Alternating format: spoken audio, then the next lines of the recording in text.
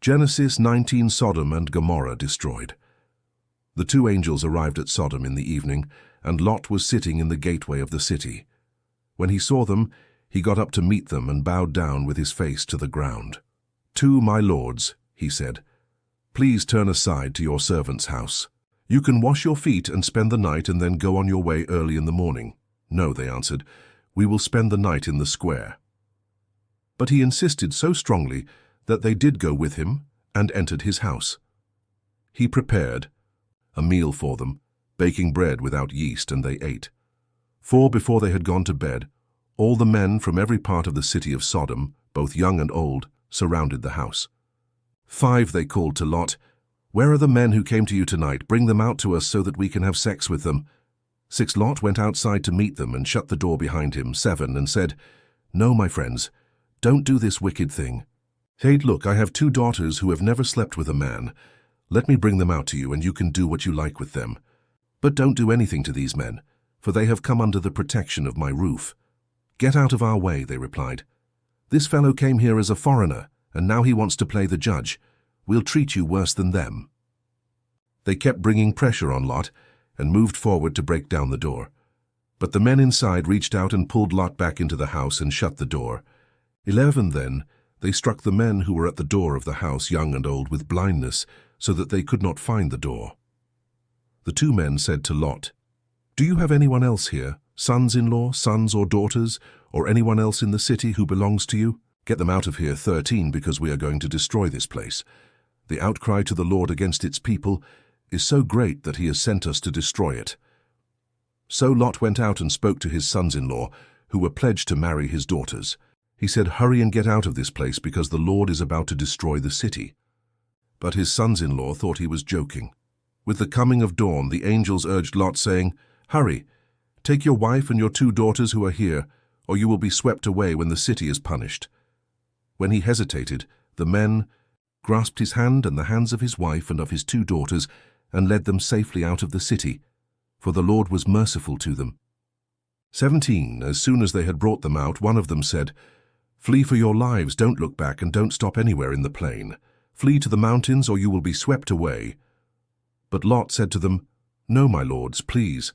19, your servant has found favor in your eyes, and you have shown great kindness to me in sparing my life. But I can't flee to the mountains. This disaster will overtake me, and I'll die." 20.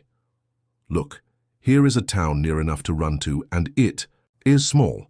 Let me flee to it. It is very small, isn't it? Then my life will be spared." He said to him, "Very well, I will grant this request too. I will not overthrow the town you speak of. 22, but flee there quickly, because I cannot do anything until you reach it." That is why the town was called Zor. By the time Lot reached Zor, the sun had risen over the land. 24, then the Lord rained down burning sulfur on Sodom and Gomorrah, from the Lord out of the heavens. 25, thus he overthrew those cities and the entire plain, destroying all those living in the cities and also the vegetation in the land. 6, but Lot's wife looked back, and she became a pillar of salt. Early the next morning Abraham got up and returned to the place where he had stood before the Lord. 28, he looked down toward Sodom and Gomorrah, toward all the land of the plain, and he saw dense smoke rising from the land, like smoke from a furnace. So when God destroyed the cities of the plain, he remembered Abraham, and he brought Lot out of the catastrophe that overthrew the cities where Lot had lived. Lot and his 2 daughters left Zoar and settled in the mountains, for he was afraid to stay in Zoar. He and his 2 daughters lived in a cave. 31, one day the older daughter said to the younger, "Our father is old, and there is no man around here to give us children, as is the custom all over the earth. 32, let's get our father to drink wine and then sleep with him and preserve our family line through our father."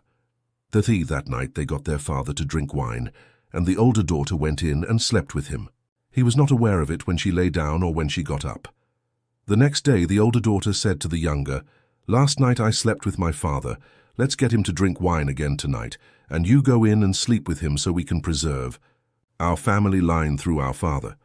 35, so they got their father to drink wine that night also, and the younger daughter went in and slept with him. Again, he was not aware of it when she lay down or when she got up. 36. So both of Lot's daughters became pregnant by their father. 37. The older daughter had a son, and she named him Moab. He is the father of the Moabites of today. 38. The younger daughter also had a son, and she named him Ben-Ami. He is the father of the Ammonites of today.